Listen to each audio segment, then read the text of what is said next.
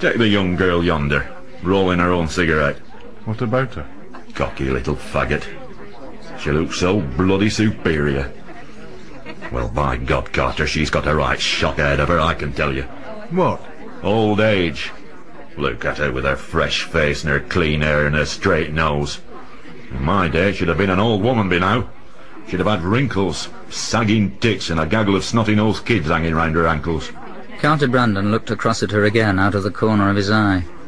She was leaning back in her chair, smoking a cigarette and smiling distantly at her friends.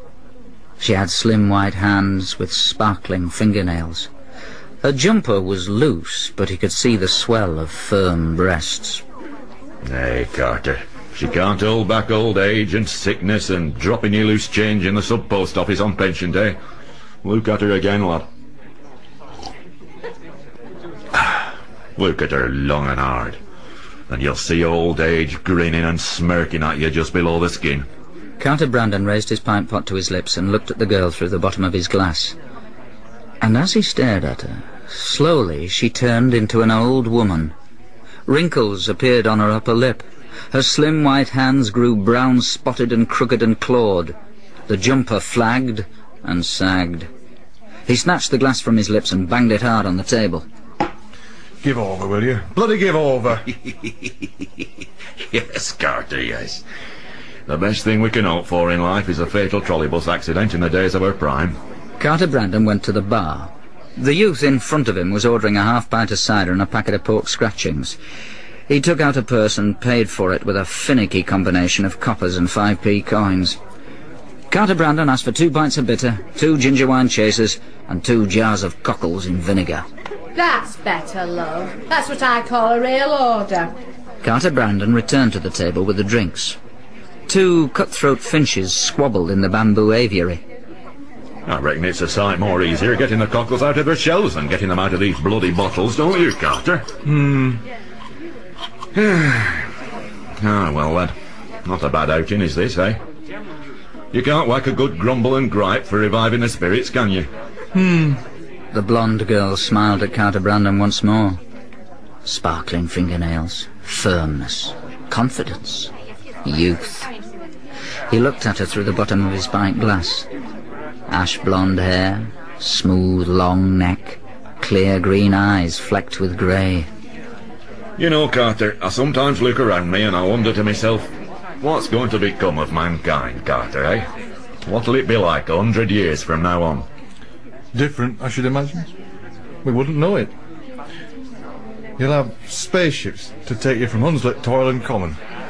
They'll have Bonnie Langford playing Doctor Who on the television.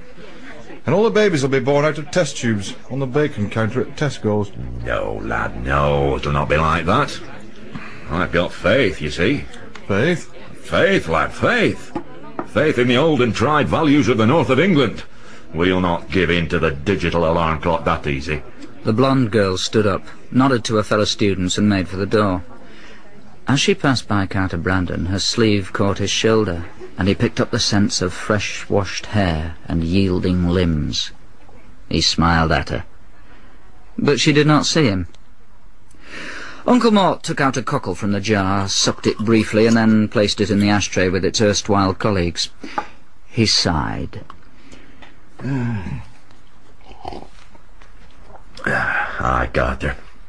I reckon the rest of England might be like you just described it, but not the north. We'll never give in. We'll revert to type. All those things we hold most dear will return and flourish and bloom. Come 2084, and there'll be trams once more on cobbled streets. There'll be gas lights and public bathhouses. There'll be oyster bars on street corners and UCP restaurants where they sell tripe in batter and cow heel stew.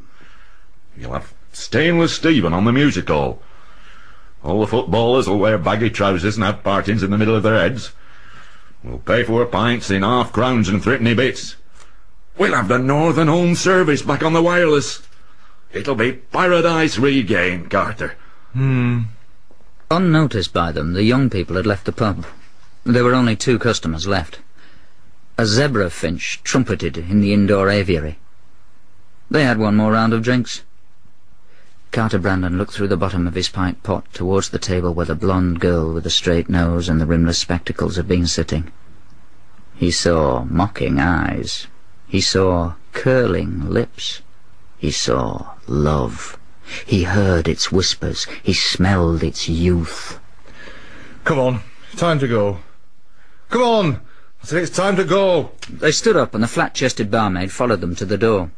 She put her arm in front of Carter Brandon and said, Are you still married to Pat Partington? Yes. Pity. I used to fancy you something rotten when we was both younger than we are now. They stepped outside. The snow had melted. There was not a trace of it. Water gurgled in the gutters and splattered from the rooftops. Forsythia winked yellow and bold in front gardens. Daffodils nodded with content and thrushes sang. Spring smirked. They walked slowly back home. I wonder what your mother'll give us for tea. Like puddings and kippers? We can but hope, Carter. Man cannot live on belly pork alone. They came to the front door. Before going inside, Carter Brandon breathed in deeply and sighed. Well then, the end of our travels, eh? That's right. Would you like to do it again? Not particularly, lad. Why not? Because on the whole, I'd sooner... Hey up, Carter. What? She were a grand lass in the pub, that girl with the blonde hair, weren't she? Oh, aye. But on the whole, I'd sooner have a good earthquake in Peru.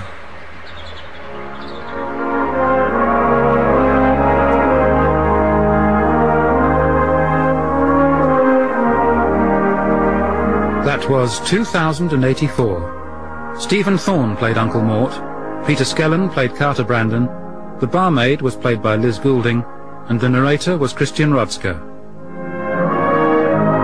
Uncle Mort's North Country is written by Peter Tinniswood and produced by Pete Atkin.